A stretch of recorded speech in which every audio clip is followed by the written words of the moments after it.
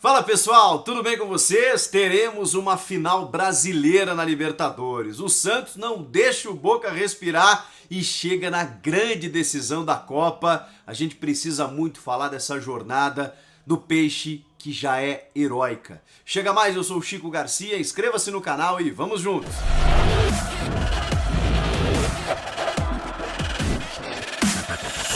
Santos, sempre Santos, que temporada do Peixe! Improvável, surpreendente, qualquer adjetivo que você possa colocar, e isso não é nenhum desmerecimento ao que o Santos está fazendo, pelo contrário, valoriza ainda mais. Ninguém colocava o Santos como favorito a alguma grande competição, sequer chegar a uma decisão de Libertadores em que a gente podia colocar outros tantos candidatos, Flamengo, River Plate, os argentinos, como sempre, né? Mas o Santos foi passando 1 a 1, já tinha passado por cima do Grêmio nas quartas de final e chega na semifinal com o Boca Juniors, o temido Boca, que embora tecnicamente não tenha apresentado lá um grande futebol, mesmo quando ele se classificou diante do Inter, perdeu o jogo na Bombonera, não jogando bem, passou apenas nos pênaltis. Mesmo assim, o Santos foi lá, empatou fora e foi prejudicado pela arbitragem e na Vila Belmiro não tomou conhecimento. O Santos foi para cima, o Cuca manteve a escalação muito ofensiva, né, com jogadores muito velozes, intensos, que recompõem o tempo inteiro. Lucas Braga, Caio Jorge, Marinho, Soteldo. Olha a qualidade desses caras, né? De muita velocidade, muita intensidade. E aí no meio, Pituca, por exemplo, que vem, olha aí a galera comemorando.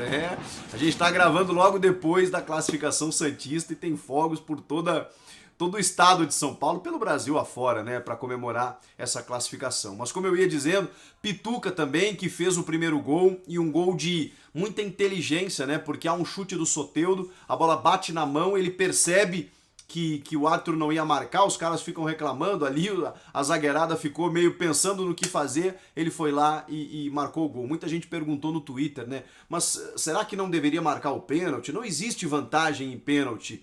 Com o VAR, isso favoreceu, facilitou muito para o árbitro, né? Porque se ele não marca naquele momento, ele pode permitir por alguns segundos para saber se o gol vai acontecer ou não, né? Porque existe sim vantagem no pênalti, desde que na iminência de um gol que seja marcado, né? Como isso não tem como saber, você precisa esperar pelo menos alguns segundos. Se ao VAR, na primeira bola fora de jogo, o VAR o chamaria.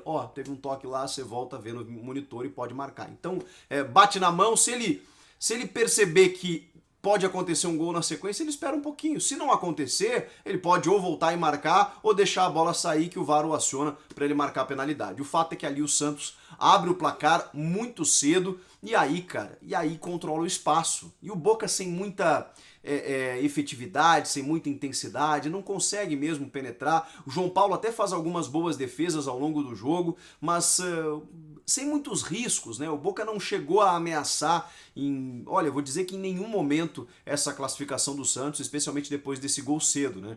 E aí depois do segundo tempo tem os dois jogadores destaques do Santos já desde a temporada de 2019, o Marinho e o Soteldo, né? Eles são muito rápidos, eles são decisivos, e o Soteldo fez o segundo, e na sequência o Marinho faz uma jogadaça. Aliás, o Marinho jogou demais mais uma vez, fez a jogada pro gol do Lucas Braga. Ali acabam as chances do Boca de tentar reverter qualquer coisa. E olha que depois o jogo abriu, evidentemente, né? Porque o Boca se lançou para tentar alguma coisa, meio que já no desespero, porque não havia mais esquema tático, já não havia mais nenhum tipo de organização, e o Santos ainda teve chance para marcar com o Caio Jorge, com o Marinho de novo, que chuta e a bola passa do lado da trave. Em vários momentos o Santos ainda poderia ter feito mais, seria mais humilhante ainda para o poderoso Boca Juniors, mais pela camisa, pela história e tradição, do que pelo time que desempenhou em campo. Mas valorizar demais o que o Santos fez na temporada inteira sob comando do Cuca. Vamos lembrar que o Cuca chega no meio da temporada com o clube sem poder contratar. Ele perde jogadores como o Sacha e o Everson, que colocam o clube na justiça. O Marinho estava ameaçando fazer isso também, porque o José Carlos Pérez, então presidente, havia prometido uma redução salarial de apenas 25% e reduziu 75% dos caras durante a pandemia. lá no começo da pandemia, né, no pico, quando houve a paralisação, muitos clubes entraram em crise, reduziram vencimentos porque perderam receita, tudo isso aconteceu, só que o presidente combinou uma coisa e fez outra. O Lucas Veríssimo também quase saiu em vários momentos. Quem abraçou tudo isso? O Cuca. O Cuca em vários momentos chegou, conversou inclusive com esses caras que foram pro Galo, o Sacha e o Everson, que fizeram um acordo e aí depois sim fizeram a sua vida longe do clube, mas sem onerar muito um clube que já estava endividado, que precisava pagar dívidas a curto prazo, senão poderia receber punições como perda de pontos no Brasileiro, como quem sabe num segundo ou terceiro momento até rebaixamento. O Santos estava com esse nível, tipo o que o Cruzeiro está enfrentando agora na Série B. E aí, aos poucos, vem uma gestão transitória, problemas políticos, administrativos e o Cuca blindando o vestiário. No meio de tudo isso, o Cuca recebe a informação de que, ó, não tem reforço, tá? Se vira com o que tem, a gente vai tentar não vender ninguém e olha para a base, vê o que você tem aí.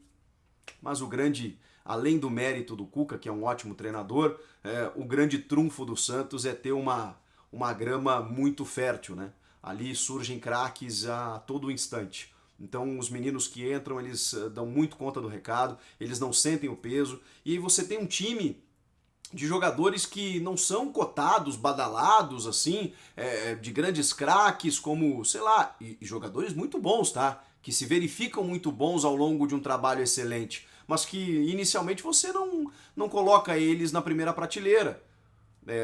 Talvez isso seja injusto com o Diego Pituca, né? Porque eu acho ele muito bom jogador. Mas vamos lá, o menino Vinícius Balieiro, o Jobson, que evoluiu muito, o Lucas Braga, todos esses jogadores, eles foram se fortalecendo e crescendo nesse Santos.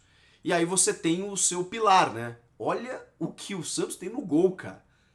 Porque ele começa a temporada com o Everson, aí o Everson resolve ir embora, porque quer jogar com o Sampaoli, aquela coisa toda. O Vanderlei é vendido para o Grêmio, e aí o reserva imediato seria o Vladimir, que quando assume falha em alguns jogos e tal, e aí como o Everson foi embora, o Santos teve que botar um terceiro goleiro, o João Paulo. Aí o João Paulo fecha o gol, depois o João Paulo machuca, quem tem que entrar, pega o quarto aí, o John Vitor. Fecha o gol também, vira titular, aí o John Vitor agora sai por conta da Covid e volta o João Paulo, que também fecha o gol. Então, o Santos tem essas coisas, né? Tem um cara muito experiente na lateral direita, como é o Pará, que já tem 2 Libertadores no currículo, uma pelo Santos, pelo próprio Santos e outra pelo Flamengo, né, de 2019. Mas tem também o Madison, que é um jogador que veio do Grêmio lá, meio que a contrapeso, e é um cara que joga na lateral, joga numa segunda linha. Na esquerda, o Felipe Jonathan, cada vez mais afirmado. Aí você tem o Alisson, que é um pitbull que morde o campo inteiro. Aí você tem jogadores que vão entrando, meninos, né? Que vão correspondendo seja na defesa, seja no ataque. E esses caras que decidem jogos. O Pituca no meio e na frente o Marinho e o Soteldo. E ainda o Caio Jorge, né? 18 anos, chegando, resolvendo, decidindo, com personalidade. Esse é o Santos. Essa é a jornada do Santos que chega na grande decisão da Libertadores. Não dá para cravar nada, não dá para projetar nada nesse momento. A gente tem 2 grandes equipes. Mas o Palmeiras chegou um pouco, digamos, não se classificou tão bem porque perdeu o seu jogo para o River. Não interessa. O trabalho do Abel Ferreira também é bom, mais recente, e também chega em 2 finais, né? Copa do Brasil e Libertadores. E tem também um elenco considerável.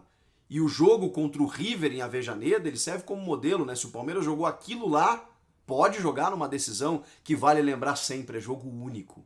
São 90 minutos em que realmente tudo pode acontecer, em que você não tem espaço para erros, você não tem margem para erros porque você não recupera, você não tem um outro jogo numa semana subsequente, você tem que resolver ali, agora, naqueles 90 minutos. Vai ser um confronto maravilhoso, digno de uma Libertadores, e digno de 2 grandes camisas que decidiram recentemente Copa do Brasil, Campeonato Paulista, criaram uma rivalidade recente até, e que tem nos seus comandos 2 técnicos muito competentes, cada um do seu estilo, cada um com a sua história. E vejam só, o Cuca, que foi campeão brasileiro com o Palmeiras em 2016, tirando o Verdão da fila de 22 anos do Brasileiro, vai enfrentar agora o seu ex-clube numa final de Libertadores, comandando um surpreendente Santos, em que pouquíssimas pessoas colocavam o Peixe numa final, né, como um finalista dessa Libertadores. Mas chega